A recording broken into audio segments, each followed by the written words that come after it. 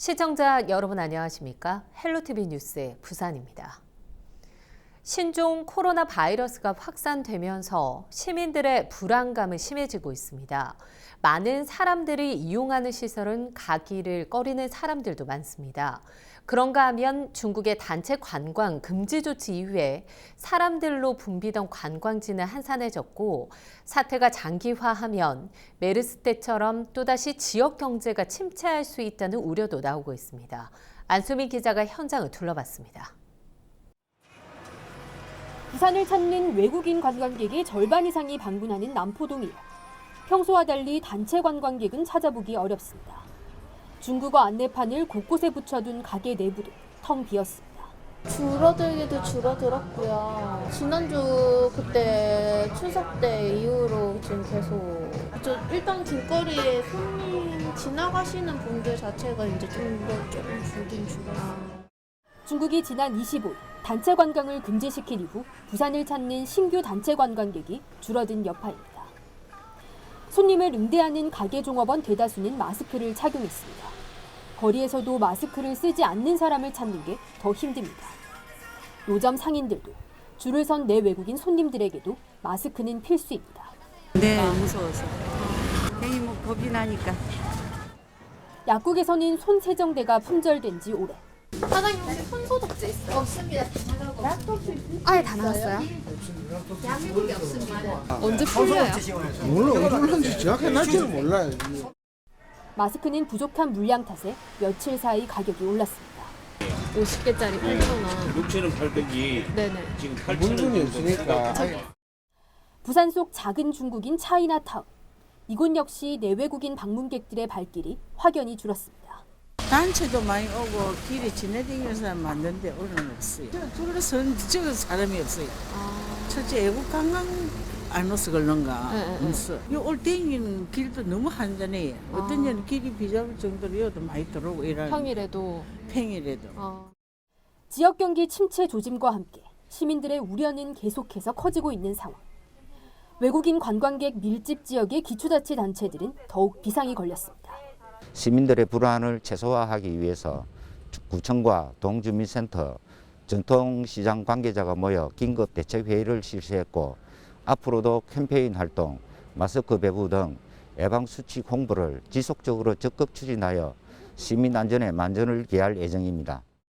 신종 코로나 바이러스의 여파는 관광지를 비롯한 부산 곳곳으로 확대되고 있는 모습입니다. 헬로티비 뉴스 안수민입니다. 보신 것처럼 신종 코로나 바이러스 공포가 국내에 확산되면서 가짜 뉴스도 생성되고 확인되지 않은 정보들도 쏟아지고 있습니다. 이에 대한 불안감도 증가되고 있는데요. 질병관리본부에서는 신종 코로나 바이러스 감염증에 대해 시민들이 자주 묻는 질문을 정리해 공개하고 있습니다. 김현정 기자가 궁금증을 하나하나 풀어드립니다.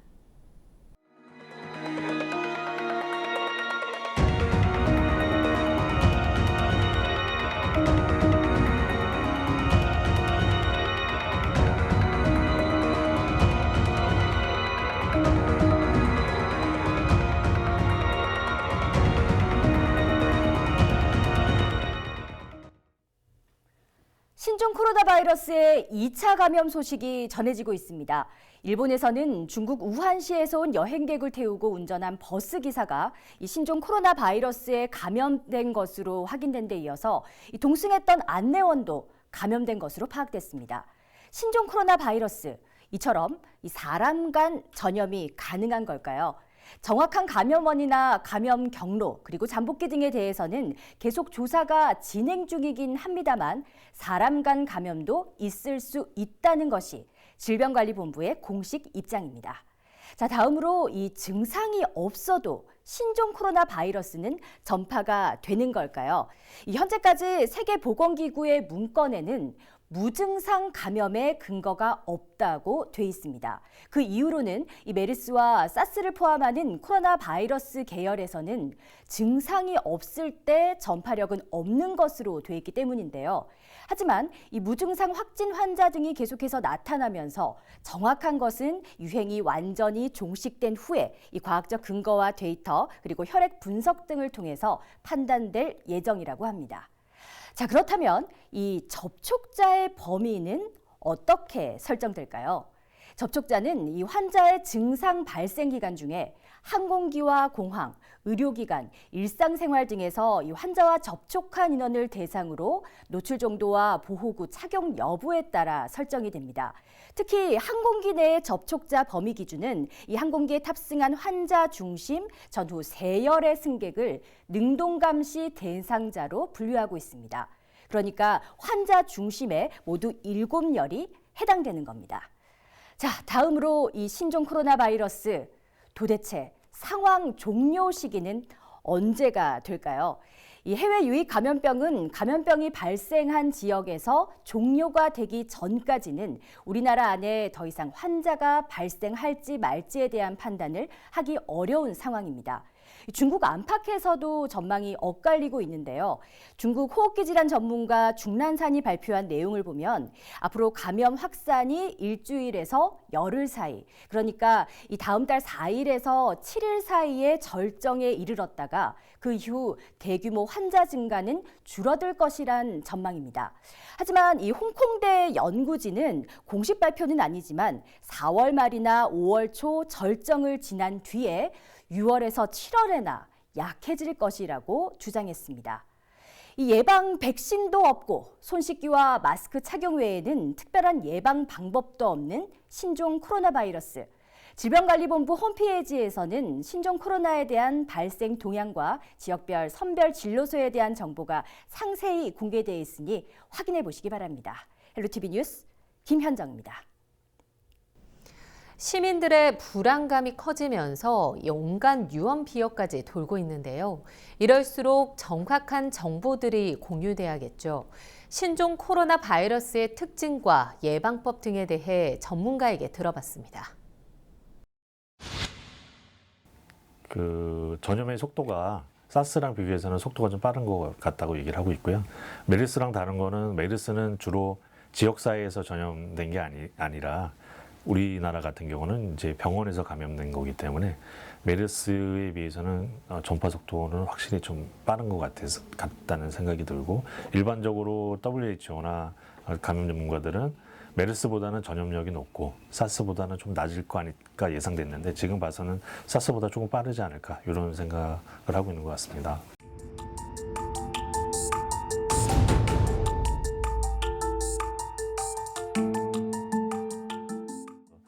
콧물, 목 아픔, 기침, 그다음에 폐렴같이 가면 호흡곤란이 좀 있다던가, 기침이 좀 심해진다던가, 흉통 이런 것들이 있을 수 있는데, 이게 코로나 바이러스의 특징적인 건 아니고 일반적인 상기도, 화기도 감염의 양상이기 때문에 그 증상을 가지고 구분할 수는 없을 것 같습니다. 위험 지역에 갔다 오지 않은 사람들이 단순 감기 증상이 있다고 너무 걱정하실 필요는 현재까지는 없을 것 같고요.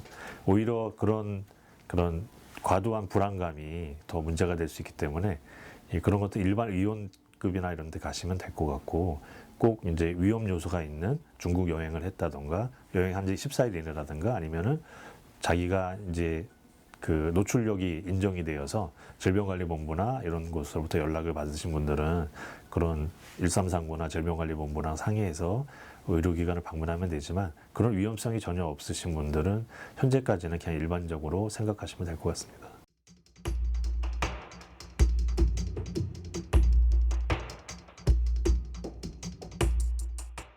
많이 지금 이제 세 번째, 네 번째 환자들의 동선 때문에 말들이 많았지만은, 이 바이러스 자체가 RNA 바이러스거든요. 우리가 DNA, RNA 이런 바이러스를 나누는데, RNA 바이러스는 되게 불안정합니다. 그래서 일반적인 공기에 노출이 되면은 보통은 금방 증식력을 잃고 감염력을 잃어버리거든요. 길게 잡아봤자 하루 이틀 정도 되기 때문에 그 이후에 지나가는 건 전혀 문제가 되지 않고, 그리고 또 질병관리본부의 그런 지도하에 노출됐던 지역의 그런 기관들은, 공공 장소들은 다 소독이 완료가 됐거든요.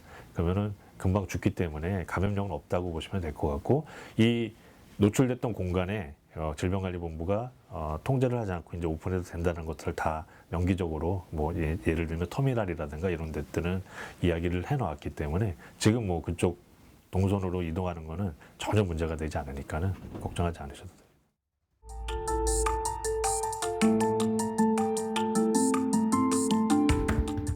일단은 이제 앞으로의 1, 2주가 제일 추이를 봐야 될 것 같고요. 1, 2주 내에 확산이 좀 되지 않고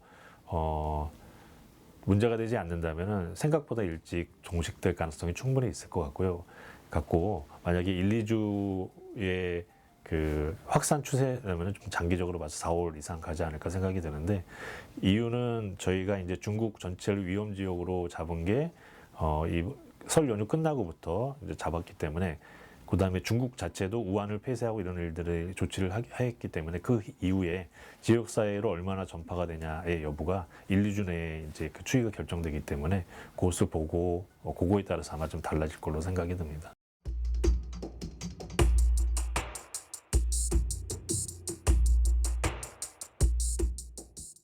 최선이면서 가장 효과적인 그런 예방법입니다. 그래서 꼭 흐르는 물에 씻을 필요는 없고요. 뭐 알코올젤 같은 게 있으면은 알코올젤 같은 걸로 씻어도 충분히 예방이 되고 그렇지만 이제 알코올젤이 지금 많이 시중에서 구할 수 없다 그러더라고요. 그러면은 흐르는 물에 비누를 이용해서 씻으면은 충분히 예방이 가능합니다. 그리고 마스크 자체는 자기의 호흡기 바이러스가 있을 때 바깥으로 배출하는 것도 막을 뿐더러 외부에서 들어온 것도 충분히 막을 수 있기 때문에 일반적인 마스크를 쓰시더라도 충분히 예방이 가능하고 근데 이제 그 손에 묻어 있는 그런 오염물질이나 바이러스들도 충분히 있을 수 있기 때문에 그 무의식 중에 뭐 눈을 비빈다던가 입으로 간다던가 하면은 문제가 될 수 있어서 수시로 손을 씻는 게 더 중요하겠습니다. 지금 봐서는 이제 예전에 사스랑 2009년도에 신종 인플루엔자랑 그다음에 2015년도에 메르스 때 여러 일들을 겪으면서 국가적으로나 또는 이런 방역을 담당하는 질병관리본부나 그 일선 의료진이나 또는 여러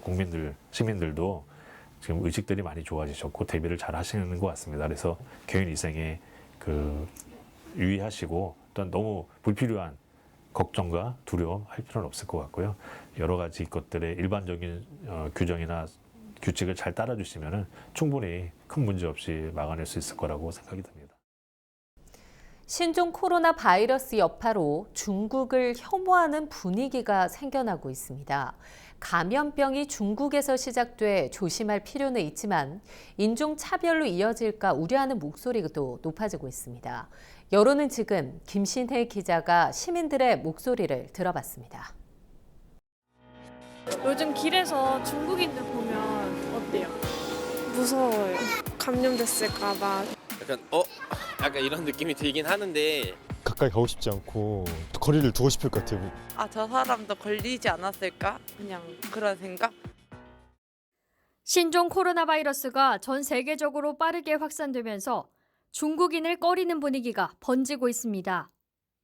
중국인들의 입국을 금지해야 한다는 청원글에는 60만 명 가까이 동의했고 일부 상점에서는 중국인 출입 금지라는 팻말도 붙었습니다. 이러한 분위기에 대한 시민들의 생각을 들어봤습니다. 중국인 입국 금지에 대해서는 예방 차원에서 대체로 찬성하는 입장이었습니다. 일단 중국 우한시라는 곳에서 바이러스가 퍼졌기 때문에 어디로 갈지 모르잖아요. 중국 안에서는. 그래서 중국인이 들어오는 거를 최대한 막아서 저희 나라는 바이러스 안 걸리게 해야 될 것 같아요. 물론 개인적인 사정들도 있겠지만 이거는 그래도 국가적인 차원에서 자국민의 안전이 좀 위험할 수 있기 때문에 정부적인 차원에서 좀 기절을 해야 될 필요가 있을 것 같다고 생각이 들어요. 저는. 잠복 기간이 있다 그러니까 혹시나 지금 여기 거주하고 있는 사람 같으면 별 문제가 없을 것 같은데 거기서 여행 왔다 가는 사람들은 좀 꺼려지겠죠. 한편 일부 상점들이 모든 중국인 출입을 거부하는 데 대해서는 입장이 갈렸습니다. 이게 저기가 퍼뜨리면 안 되니까 안 오는 게 좋죠. 우리나라 사람들이 먼저지 중국 사람들이 먼저예요? 그건 아니잖아요. 그러니까 일단 우리 사람들 살고 보는 거지. 그거는 워낙에 지금 이슈가 되다 보니까 그렇게 된 것 같은데 그거는 조금 아닌 것 같은데. 반반인 것 같아요. 식당 오는 사람들 우리나라 사람이 더 많으니까 예방한 건 좋은데 그 중국인들도 한국을 알고 싶어서 오는 거니까. 이러한 부정적인 반응은 시민들의 불안한 심리가 반영된 것으로 보입니다. 반면 감염병 확산에 대한 우려가 중국인 혐오로 이어져서는 안 된다는 목소리도 나왔습니다.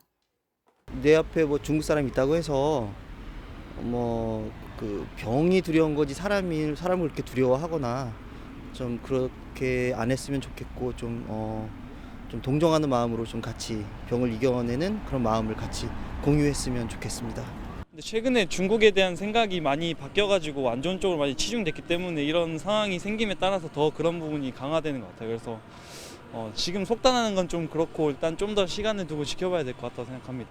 그냥 그 사람도 안 걸릴 수도 있고 이게 어떻게 보면 하나의 사람이고 인권인데 조금 뭐 아무것도 모르고 좀 멀리하는 거는 조금 미안한 마음도 들고 그래가지고.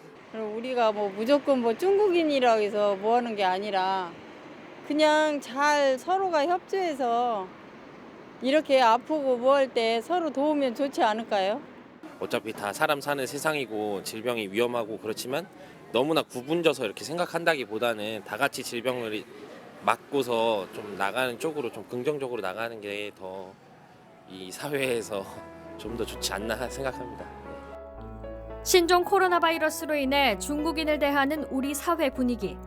여러분의 생각은 어떤가요? 헬로티비 뉴스 김신혜입니다.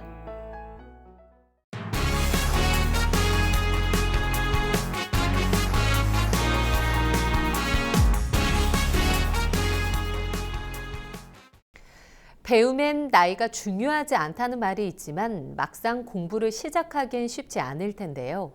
배우지 못한 서름은 내려놓고 새로운 꿈을 향해 도전하고 있는 만학도들을 만나봤습니다. 여느 중고등학교와 다르지 않은 교실에 중년의 고등학생들이 두 눈을 반짝이며 수업을 듣습니다.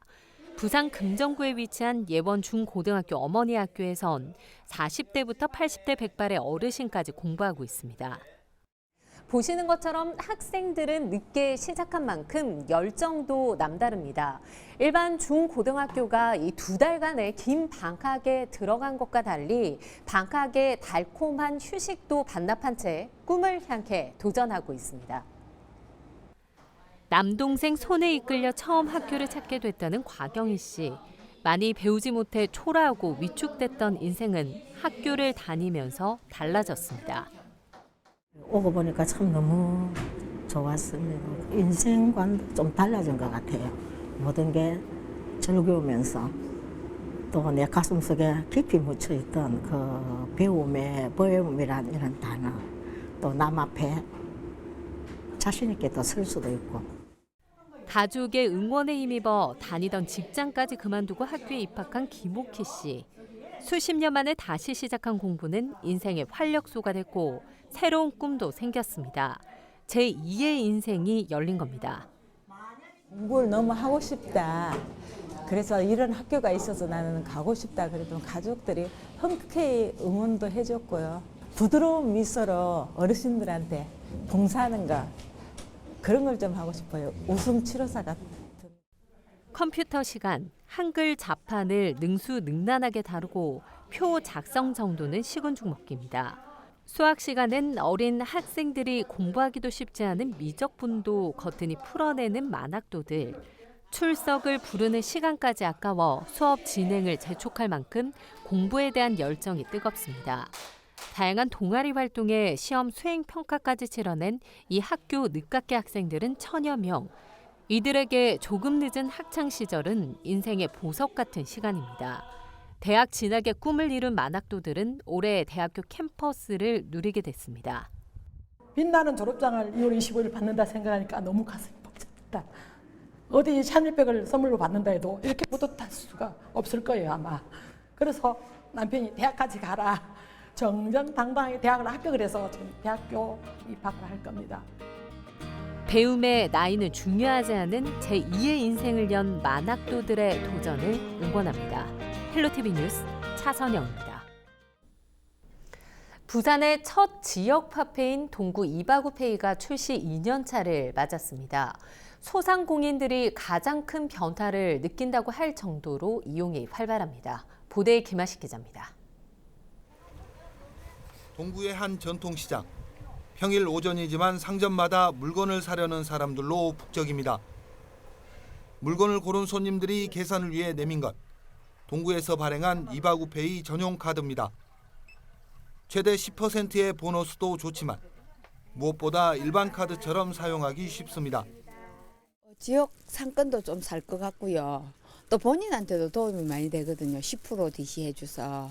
일반 카드처럼 사용하기 참 편해요.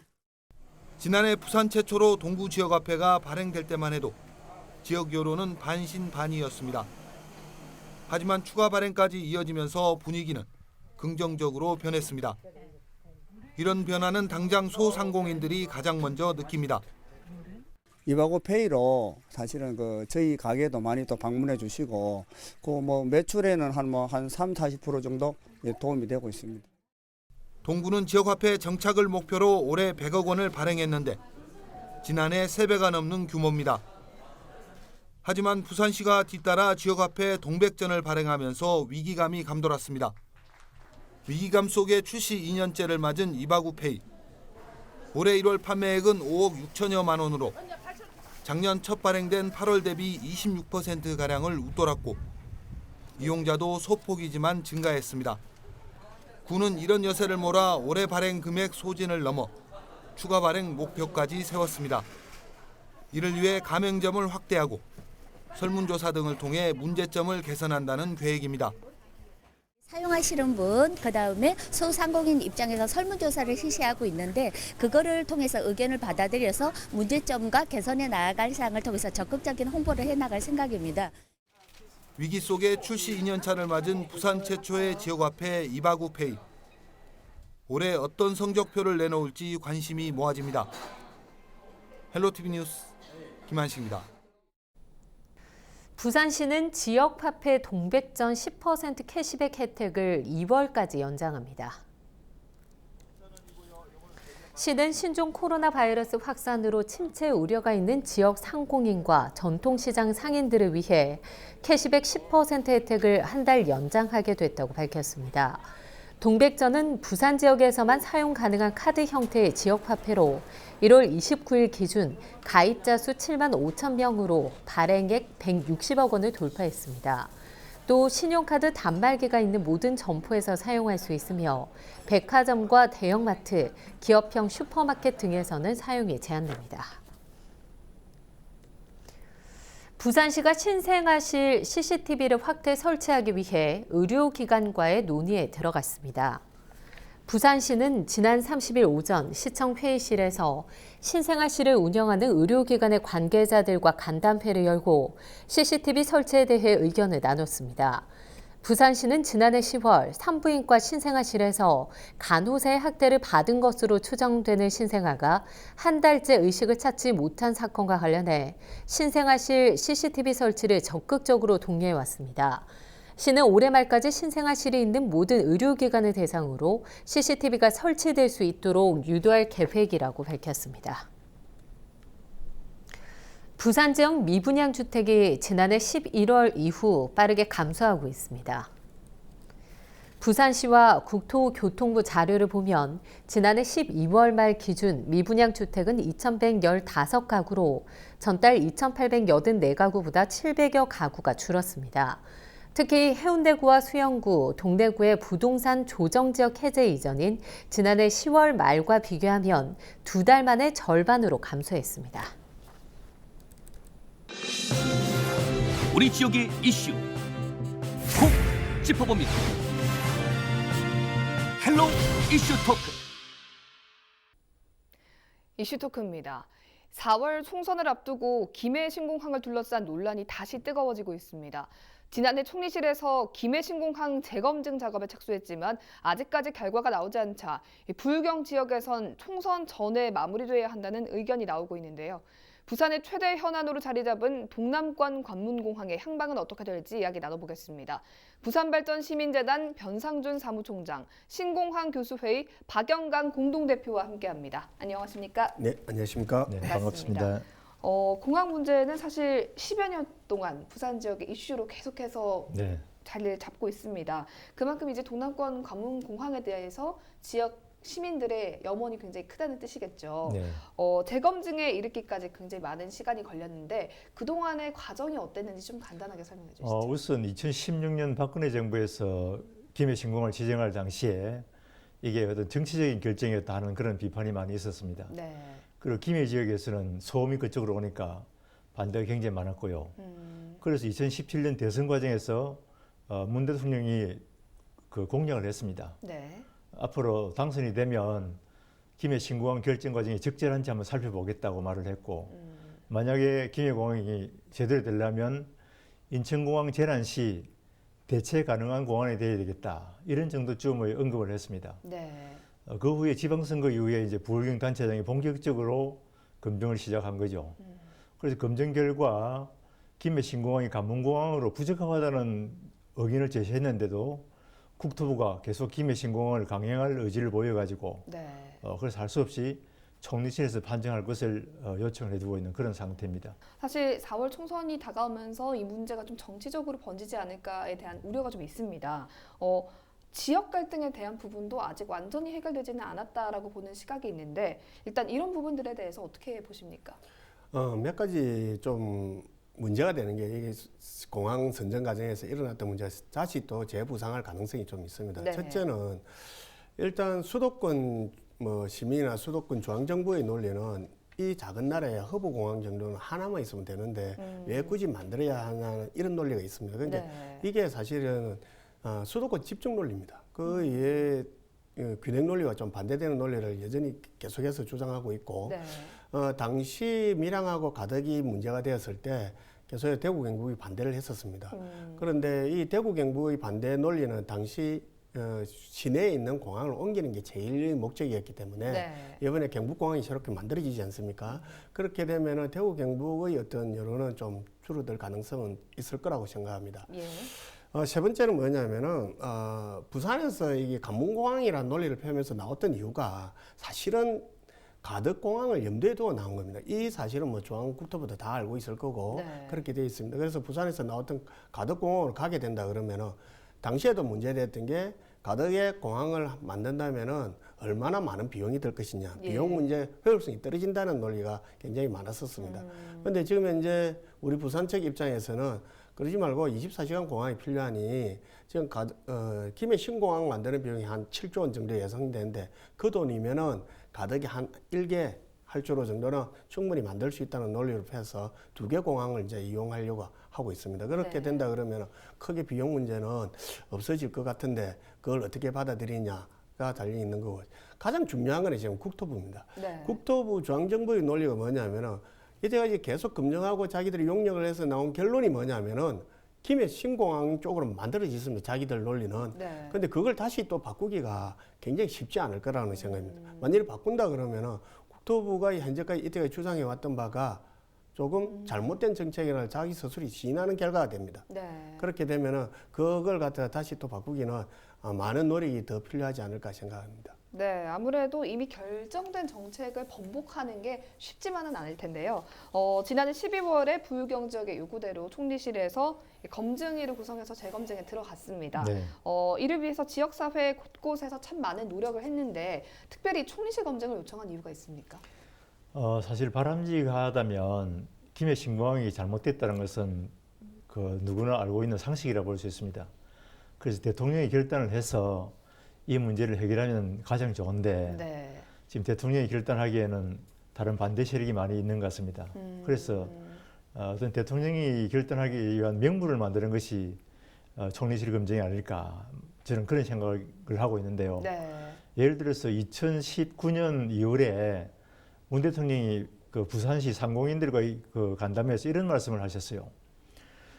대구 경북에서 동의를 해주면 신공항 문제가 쉽게 해결될 것이고 아니면 총리실에서 검증을 해야 될 것이다 이런 말씀을 하셨거든요. 네. 그 말씀을 뒤집어 보면 김해 신공항 문제를 이렇게 쉽게 해결하지 못하는 것은 대구 경북의 반대 때문이다 이런 말로 이렇게 해석을 할 수가 있을 것 같아요. 네. 그래서 그런 반대들 때문에 어떤 절차가 필요해서 총리실의 검증 과정을 거치지 않느냐 저는 그렇게 생각을 하고 있습니다. 네, 사실 현재 김해공항은 포화 문제 그리고 안전성 문제 때문에 계속해서 지적을 당하고 있습니다. 뭐 24시간 공항으로는 좀 적절하지 않다라는 의견이 나오고 있는데요. 구체적으로 어떤 문제들이 있다고 보십니까? 참 문제가 여러 가지가 있는데요. 네. 실제로 용량을 한번 생각해 볼 수 있다고 봅니다. 김해 신공항은 연간 여객 3,800만 명을 처리할 수 있는 규모로 만들겠다는 것이 이제 출발이었고, 네. 또 부산시가 그 김해 신공항 안을 받아들이는 것도 그런 전제하에서 만들어진 겁니다.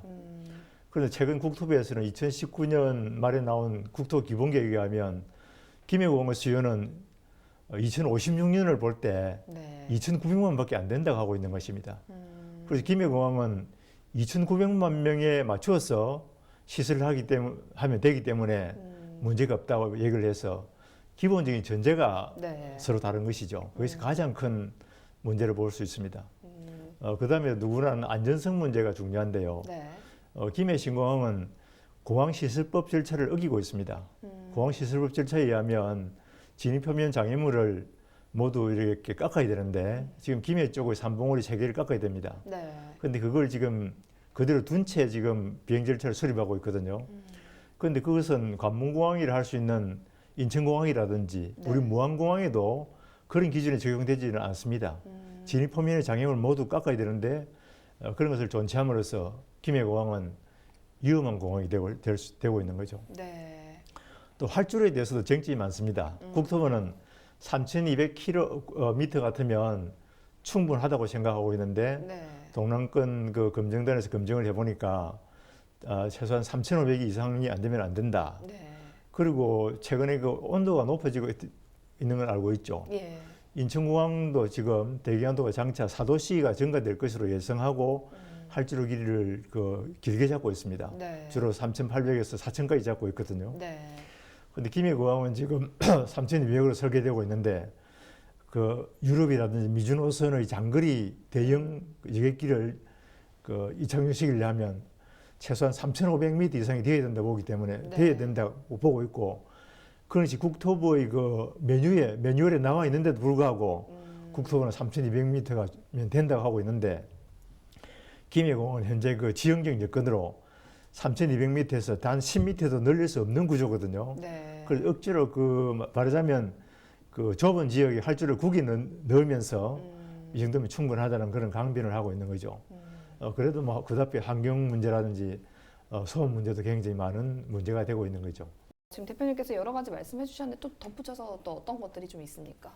일단 김해공항에 대한 안전 문제가 가장 크게 처음에 대두가 됐었습니다. 그 말씀하신 대로 교수님께서 말씀하신 대로 우리 단체에서 예전에 거기 김해공항에離착륙하는 조종사를 상대로 설문조사를 해봤습니다. 과연 어디가 위험하냐 이래 봤을 때 김해공항 굉장히 위험한 도로고 굉장히 위험하다는 게 80% 이상이 나왔습니다. 그 정도로 조장하시는 분 자체가 위험한 공항으로 생각하고 있고 또 특수공항으로 지정되어 있습니다. 전 세계 공항 중에. 그 24개가 있습니다. 2만 개 여개 중에 24개가 있는데 이 특수공항이라는 게 뭐냐면은 위험한 공항 24개 중에 김해공항이 들어간다는 거죠. 그만큼 김해공항은 비행하기에 좀 불리한 공항을 태생적으로 안고 있는데 그걸 다시 또 늘린다는 거죠. 그것도 늘리다 보니까 일직선이 안 되는 거죠. 그러니까 11자로 합니다. 내리고 오르고 V자 형태로 11자에서 V자 형태로 하게 되면은 만일에 내리다가 갑자기 기상이변이나 다른 어떤 조건에서 다시 이륙이나 재착륙을 새로 시도하는 경우가 있죠. 그렇게 되면 굉장히 위험합니다. 이착륙하는 과정에서 그런 문제가 있고 또 한 가지는 뭐냐면은 종단 안전구역이라는 게 있습니다. 지금 현재 김해공항은 240, 150 정상적으로 국제규격 표준에 맞춰서 되어 있는데 만일에 확장을 하게 되면 90m 좁아집니다. 또 불안 요소를 만들어내게 되는 겁니다. 더욱더 큰 문제는 뭐냐면은 지금 현재 공항의 소음 피해를 75 웨클로 이제 기준을 해놨는데 2023년부터 우리나라도 60일 LDEN으로 바꿉니다. 이게 뭐냐면은 웨클은 그냥 24시간 평균으로 가서 소음을 하는데 이거는 가중치를 주는 겁니다. 낮 시간대, 밤 시간대, 야간 시간대 이렇게 해서 가중치를 주가지고 보정치를 하기 때문에 밤에 느끼는 소음을 훨씬 더 크게 느낄 거 아닙니까? 그렇죠. 그런 게 훨씬 더 적절히 반영하고 있다고 볼 수 있습니다. 그게 또 낮아지게 되면은 이게 어떤 문제가 생기냐면 송구역이 엄청나게 확대됩니다. 특히 김해 지역은 지금보다 한 9배 정도 이상 확대가 됩니다. 그러면은 시민들이 원래 비행기가 내려 소음 지역이 있는 곳에 내가 살고 다 들어가서 사는 문제하고 원래는 조용하던 지역에 다시 소음이 되고 이러면은 그 지역에 있는 시민들의 반발은 불을 보듯 뻔한 상황이 됩니다. 그러면 새로운 갈등을 또 만들어낼 수가 있다는 거죠. 그렇게 되면은 또 공항을 짓는 문제에서 본격적인 공사가 시작되면은 또 공항을 반대한다는 시민들의 어떤 여론은 다시 또 일어날 것 같고 그리고 가장 중요한 거는 우리 부산이 24시간 공항이 반드시 확보를 해야 됩니다. 왜 그러냐면은 지금 이제 인천공항이 항공화물의 거의 90% 이상, 거의 100% 가까이 그냥 인천공항이 다 가져갑니다. 그렇다 보면 이 지역에 항공화물을 이용하는 기업체는 절대 들어올 수가 없죠. 왜냐하면 거기서 비용을 생각한다 그러면은 그렇다 보니까 우리 이 지역 경제가 계속해서 어려운데 사실 이런 화물 자체도 이동할 수 없는 곳이라는 것 때문에 더욱더 기업체가 안 들어오고 있는 것은 사실입니다.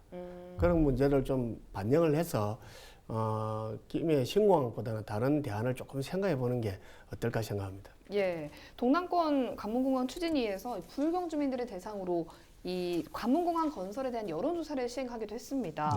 일단 지역민들이 어떤 생각을 좀 갖고 있는지 궁금한데요. 지난 1월 16일이었죠.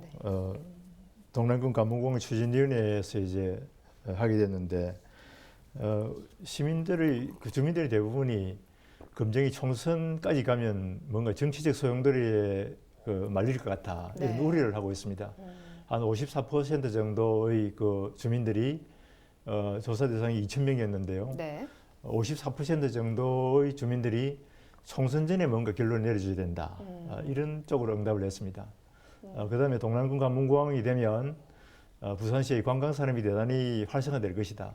부울경이 하나의 메가시티로 발전하기 위해서는 그 새로운 동남권 관문공항이 필요하다는 것이 전체 주민의 한 70%가 그렇게 응답을 했죠.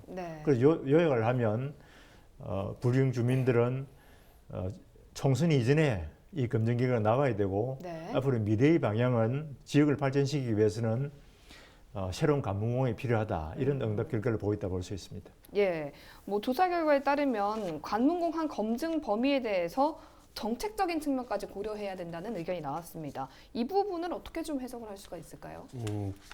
정책적인 측면이라 그러면은 첫 번째는 저는 그기라고 지역 주민들도 생각하고 있는 게 너무 수도권이 집중되어 있다는 겁니다. 그러면 그렇다면은 국토 균형 발전을 위해서 반드시 여기에 관문공항과 같은 공항이 필요하다고 시민들은 생각을 하고 있는 것으로 보여집니다.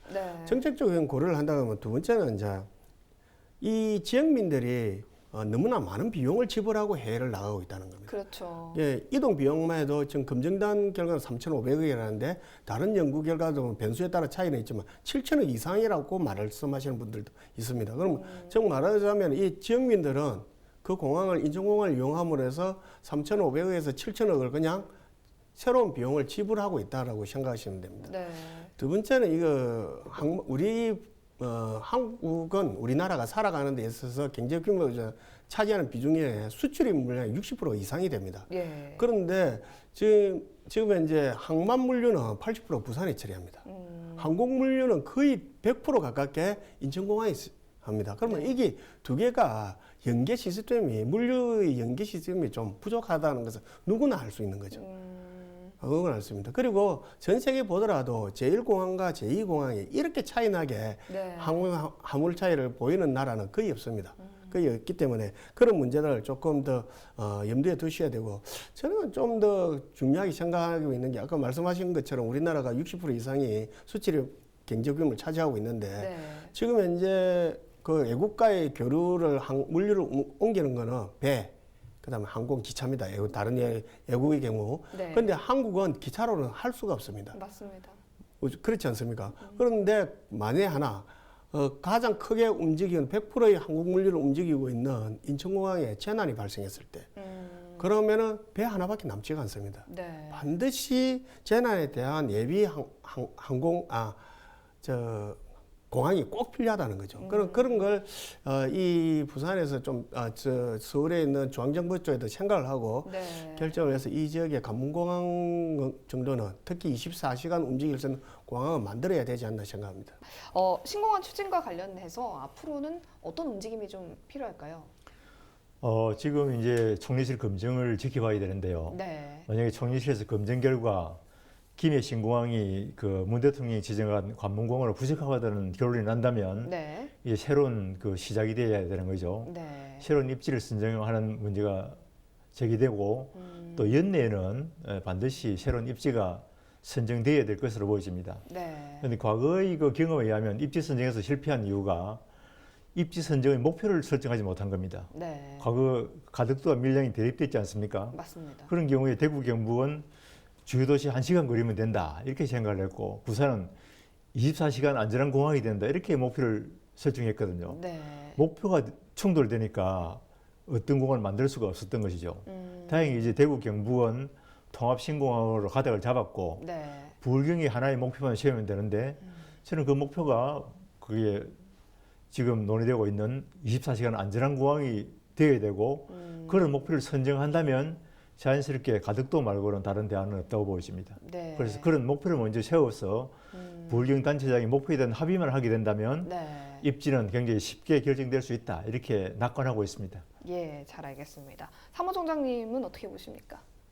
저도 마찬가지입니다. 그러니까 이게 선거를 앞두고 있지 않습니까? 네. 선거를 앞두고 있어가지고 선거 전략에서 좌지우지 돼가지고 공항이 결정된다 그러면은 예전에 가덕과 밀양과의 싸움처럼 네. 다시 또 갈등이 불거질 가능성이 굉장히 높습니다. 그래서 저는 이게 조금 우려점이고 네. 그 선거 전략에 대해서 이 백년지 대계의 어떤 공항 입지 문제를 중앙정부나 이 지역에서 좌지우지 안 했으면 좋겠다는 게 제 바람입니다. 네. 또 한 가지는 부산, 경남, 울산이든 뭐 어디든 특히 부산은 네. 입지 확정에 대한 확고한 입장 정리가 먼저 필요하지 않을까.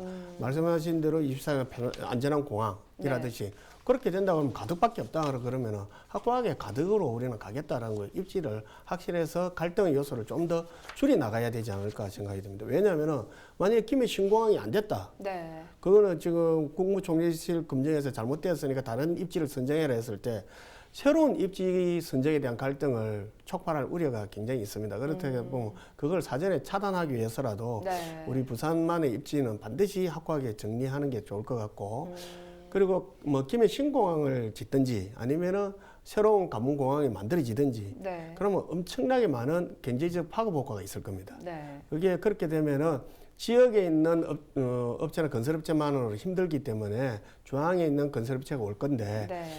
이 경제적 파급 효과가 지역에 남아 있을 수 있도록 하는 제도 개선 방법 이런 걸 좀 더 생각해서 미리 준비해야 되지 않을까 생각합니다. 예, 혹시나 만약에라도 그 통시 재검증에서 김해 신공항이 적합하다라는 판정이 나오면 이후의 움직임은 어떻게 되는 건가요? 지금 그 부울경에서는 이런 그 조건을 제시했습니다. 네.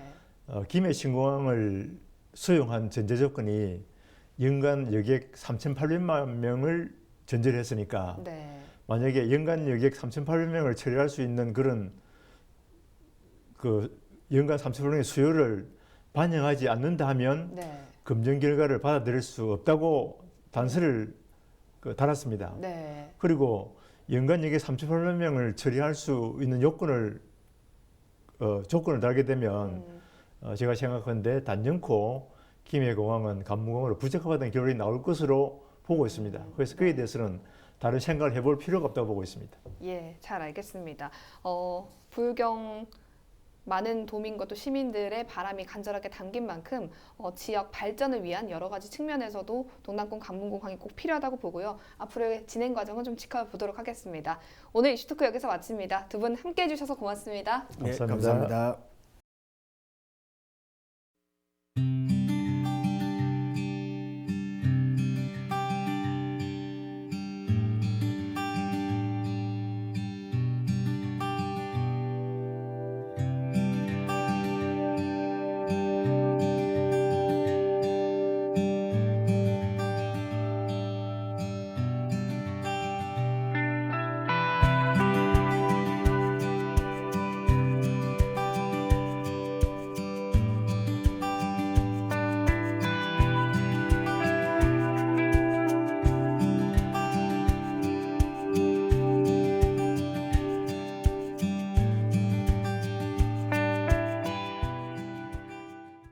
이상으로 뉴스를 마칩니다. 저희는 언제나 지역 주민 여러분 곁에 있겠습니다. 고맙습니다.